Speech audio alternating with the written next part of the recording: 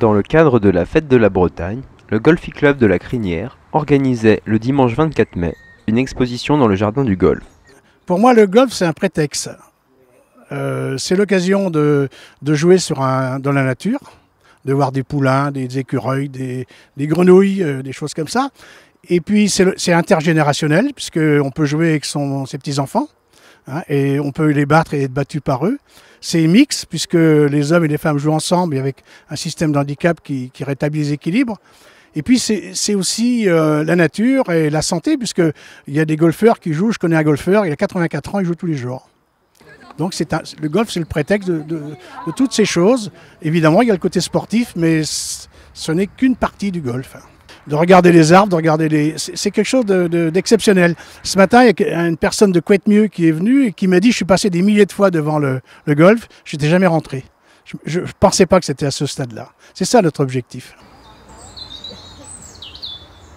De voir cette exposition, ces toiles aussi diverses soient-elles, ou photos accrochées aux arbres avec le rayon de soleil, la diversité des démarches artistiques des gens qui exposent, c'est un vrai bonheur.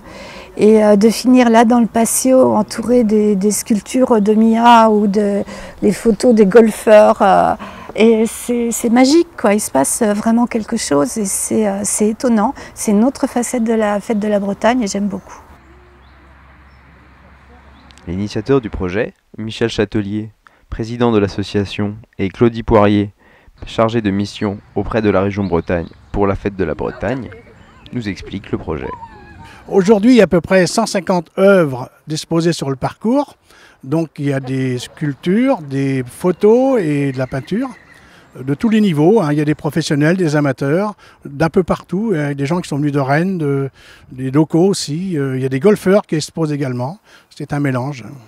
Et on a des golfeurs, mais aussi on a la volonté d'ouvrir le golf, hein. On fait des découvertes tous les ans pour des non-golfeurs, 270 personnes par an à peu près. Et puis là, dans la Fête de la Bretagne, dans le cadre de la Fête de la Bretagne, on a voulu ouvrir un peu plus en mélangeant culture et golf. Dans le jardin, pour nous c'est un jardin, le terrain de golf de la Crinière. La Fête de la Bretagne a été initiée par le Conseil régional de Bretagne en 2009 pour intensifier l'attractivité de la Bretagne, pour faire aussi que les Bretons se découvrent entre eux, mesurent leur créativité, mesurent aussi tout ce qui nous définit, c'est-à-dire le côté goût de la mutualisation, le travail ensemble, les valeurs qui sont qualifiées de bretonnes et peut-être pas exclusivement de Bretagne. Fort de la présence du soleil et des visiteurs, l'exposition de Golfart fut un succès. Si on golfe, on se prend au sérieux, ça devient difficile. C'est très difficile. Le trou n'est pas grand, les balles sont petites. Il faut savoir que le golf, c'est le plus difficile des sports, puisque plus on vieillit, plus la balle est petite. Au début, on joue au basket, c'est un gros ballon. Après, on joue au foot, c'est un peu moins grand. On joue au hand, c'est un peu moins gros. Après, on joue au boule, c'est encore un peu moins gros. Mais le golf, c'est tout petit. Il reste les billes après, c'est tout. Moi, je trouve ça très bien, moi. Parce que c'est vrai qu'on a souvent du mal à être vu. Quand on se balade, on a envie de voir plusieurs choses à la fois, et je trouve ça pas mal. Je pense qu'il y a des gens qui sont venus pour le golf et qui découvrent des œuvres d'art. Donc on vient un petit peu à leur rencontre. Parce que celui qui vient, à mon avis, hein, même si je ne suis pas golfeur, quand on fait du golf, d'ailleurs il parle toujours du paysage autour, voilà, il faut des perspectives, des points de vue, des paysages. Le dessin que j'ai fait d'ailleurs, c'était un peu pour montrer qu'il y a des points de vue. Moi je suis juste au dernier green d'ailleurs, je crois. Et c'est vrai que si le golf n'est pas esthétique, je pense qu'ils n'auront pas beaucoup de monde à venir. Donc c'est un sport, mais je pense que l'esthétique est très important. Donc j'ai trouvé ça pas mal. Ce qu'on pourrait dire, c'est qu'on a un terrain d'exposition absolument exceptionnel.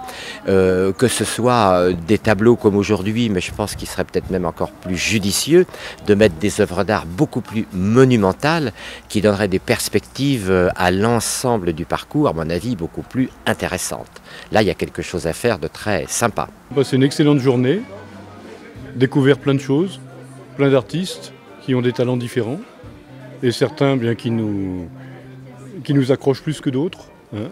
Entre autres là, j'ai découvert le noir, vous voyez, avec un autre regard, un autre œil. Le noir qui est aussi plein de reflets, plein de couleurs en fonction de l'éclairage, en fonction des reliefs. Et ce qui est intéressant justement, c'est de découvrir toutes ces choses avec ces artistes qui ont vraiment beaucoup de talent. Alors d'après ce que déjà on m'a dit, il y a eu je crois entre 250 et 280 personnes qui sont passées. C'est déjà une réussite. Les exposants étaient de qualité, j'ai entendu ça tout à l'heure. Donc le choix était bon et il n'y a plus qu'à recommencer l'année prochaine. Cette merveilleuse idée sera sûrement reconduite, espérons-le, au-delà même des limites du golfe de la Crinière.